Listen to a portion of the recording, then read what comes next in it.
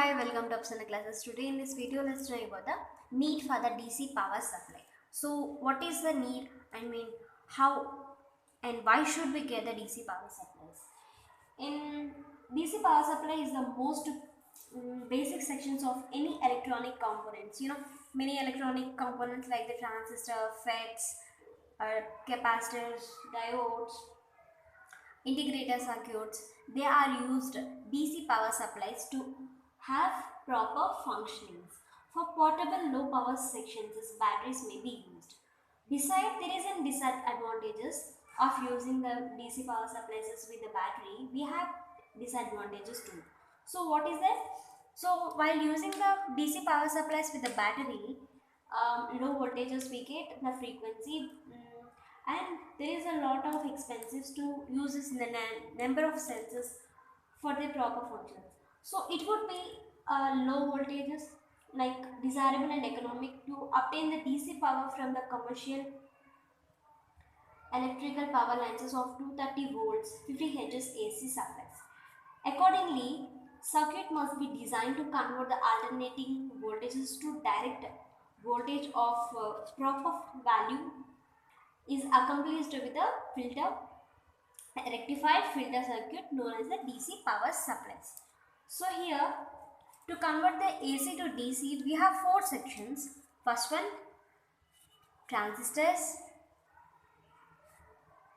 and then rectifiers.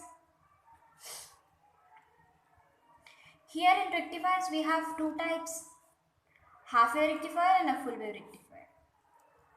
And in full wave, we have another two types, that is center tapped full wave rectifier and bridge rectifier. That we already discussed, half wave and center tapped and bridge rectifier. And what are the another two sections? Filter circuit, filters and regulators. So what is filter and regulator will do? So here the output of this half wave or full wave rectifiers, we don't get pure DC form. So we get pulsated DC, means the voltage main output of the rectifier is contained with AC and DC components both, but we want only DC. So to get pure DC, we give output of rectifier to filter to obtain pure DC. So we have so what are the components used in the filter circuits? Means inductors and capacitors. So to remove the components, to complete AC components, filter circuits are used, and to minimize magnitude of the frequency of the AC components, we use inductive circuits. But in order to have the high efficiency, so both LC and R combination circuits are used. So here the objective of using the rectifier is to obtain a steady DC voltage similar to the voltage from a battery. So we have in the filter circuits, we have like RC filter, CLC filter, LC filter, CRC filter, and shunt capacitor filters, and series inductor filters. Okay. Then what about regulators? So regulators. See, the DC output voltages from an ordinary power supply. So means ordinary power supplies means like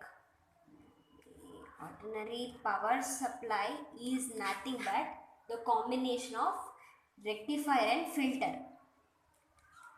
But here the DC output voltages from an ordinary power supply changes with variation of input AC voltages or the load currents.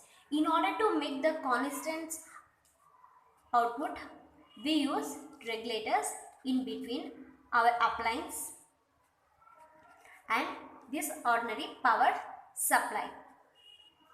So in order to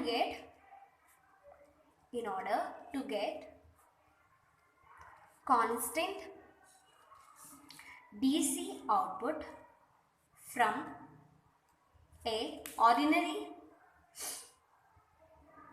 power supply, we use regulator.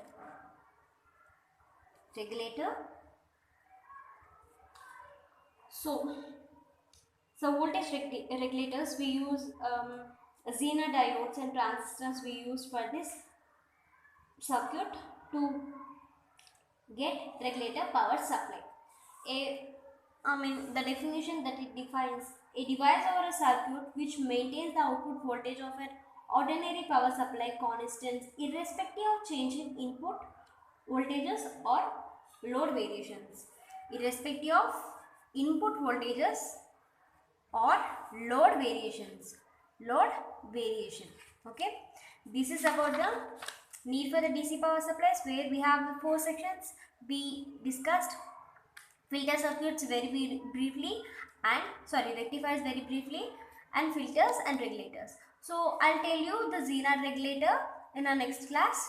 So this is about the today's class. Thank you for watching. Please like, share and subscribe.